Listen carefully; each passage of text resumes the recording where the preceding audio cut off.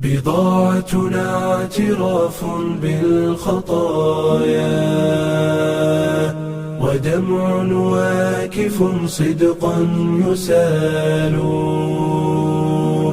ننادي حين تختنق الحنايا أرحنا بالصلاة أيا بلال.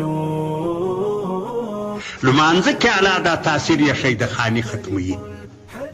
یو خو دا لمانځه کې چې دغه ګډوډ لمونځ کېږي او بل لمانځه کې خشوع هغه اصلي رکن خشوع چې د انسان په لمانځه کې راشي. خشوع خو دا ده چې انسان په لمانځه کې چورت ووایي چې له نطفې پیدا سوی یم یو نجس غوندې عنصر بیا چې وار له واره دنیا ته رالمه دا خپل ځان مې نه سای پټولی.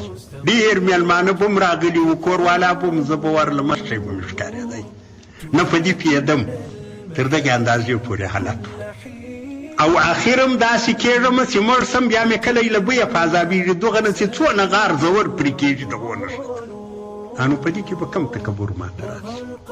دغه ته وایي خشوع.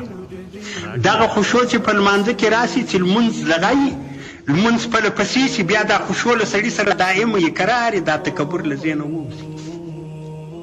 کن فی الناس کاحد من الناس خیر خیرات. بیا نو د حق اتباع کولی شئ چې د سمه خبر وکړه کدی هر رقم د په پسې شه نو څه دي خو نو خو د ښه لار ته شوي تکبر ختم نه یې. بس دلته په ماجد کې دعوا چې دا تبلیغانو خوارانو ته دا ویلي کومې خوا راغلی خپل ملا لرو تا موږ ته خبرې نه دي کړې دی په دعوا ووځي او چې تکبر ختم سوی هغه دلته ورته کښېني چې ولارې خوا چې راغلی د خو د الله د دین قبر کې یو شی به ځینې وار چې نور هېڅ نه وي دا وخت خو به مې ګټور شي نه دعوا کوي نه شی کوي نه په غړمبې وځي او په خپله جهاد نه کوي دلته راغلی جهاد خوا ته تم نه کوي زوی مړ تا د دې په بازار کې ورته اړولي دي داسې د سرې میاشتې دغه نسته چې له تا تېر سوی په پشخانو کې ته ګاډي لوبیاو کې ته ګاډي نو تا چیرې راکېټ پروژه چلاو. نو دغه صحیح لمونځ چې ده تکبر ختموي عجز په سړي کې راولي هغه خو بجا چې و هغه له مابین ځي او وآتو زکات زکات ورکوي. په زکات کې بیا اعلی دا تاثیر یې ښیي ده چې زکات باسي سم یې باسي صحیح یې باسي. یو خو دا ده چې بیا پوښتنه درڅخه وکړي چې ملا صاحب ته واوه دغه مږور ته به زکات څنګه وي اوس دا یو دا په دې خپل کور کې دی څوک پیدا کوي چې دا هلته زکات ورکړي له کوره ونه وځي هسې ورته وایم ورور ته نه رسوي ښه زوم ته به څنګه وي ورور ته به څنګه وي بل ته به څنګه وي خواشي ته به څنګه وي اوس خواشي ته خو هسې هم زمانې یو ټکری ورکوي هغه حق ورپر لري هغه غاړه دی په دغه زکات باسي. یو خو دا ډول زکاتونه دي لکه دا زموږ یو هغه زکات ده صحابه په وخت کې به اکثره زکاتونه داسې وو چې د شپې به د هلته خو نه برقونه وو نه څراغونه وو د شپې به راتلو اکثره ډېر خلک مسکینان وو د شپې به راغی روپۍ به یې راخیستې وې له څنګه به یو ناست و پېژندی به نه چې دا څوک چې که راغی هغه ته زکات ورکړی. هغه د مان و د یزید کیسه ده یزید بن مان د کمان بن یزید ده. یزید یو چا ته روپۍ ورکړي چې دغه زما روپۍ دي یو چا ته به دا زکات ورکړي دا زما د زکات روپۍ دي.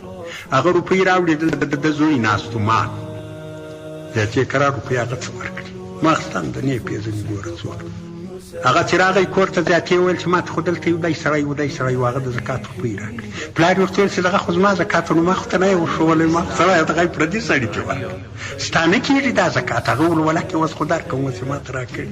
نبي علیه صلات وسلام سره راغلو چې دغسې چم سوی د نبي علیه صلات وسلام وربصري دی هغه ما یزید ته وویل چې ستا زکات ووته ایمان ته وویل چې بس روپۍ ستا شوې. نو صحابه په داسې حالت کې زکات ایستی چې بیخي به سړی نه پېژندی نه به په خبر و بس په لاس کې به روپۍ ورکړي دی به ځینې ولاړی هغه به هم نه صحیح پوه چې دا چا راکړي. اوس خو یار یې له ملا صاحب به پوښتنې دی پوښتنې له موږ کېږي په کتابو کې یي ولک ملا صاحب ته وایه چې دا زکات فلانې ته ورکړي ملا صاحب چې خپلې ښځې ته ورکړي ملا صاحب چې خواشې ته ورکړي خویندې ته ورکړي بس دغه ده.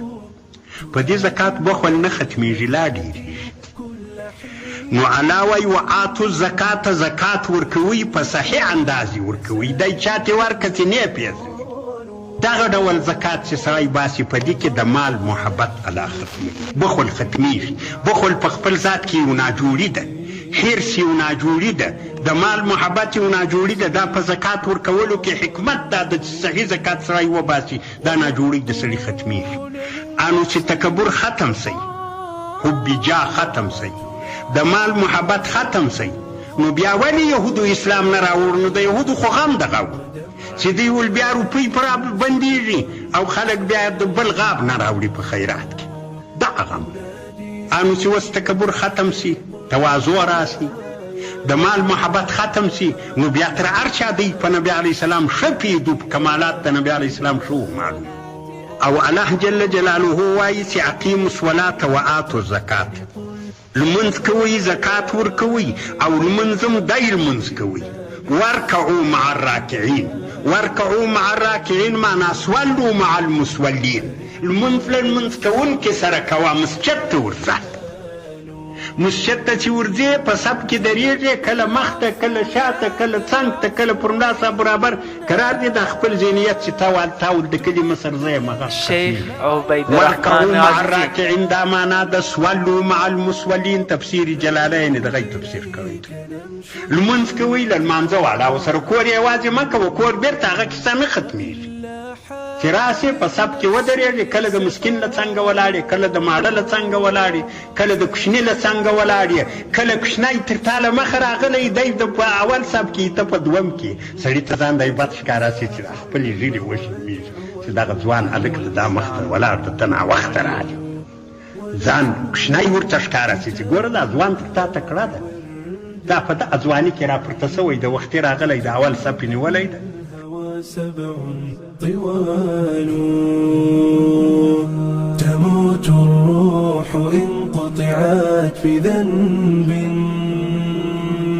وتحيا الروح إن عاد الوصال،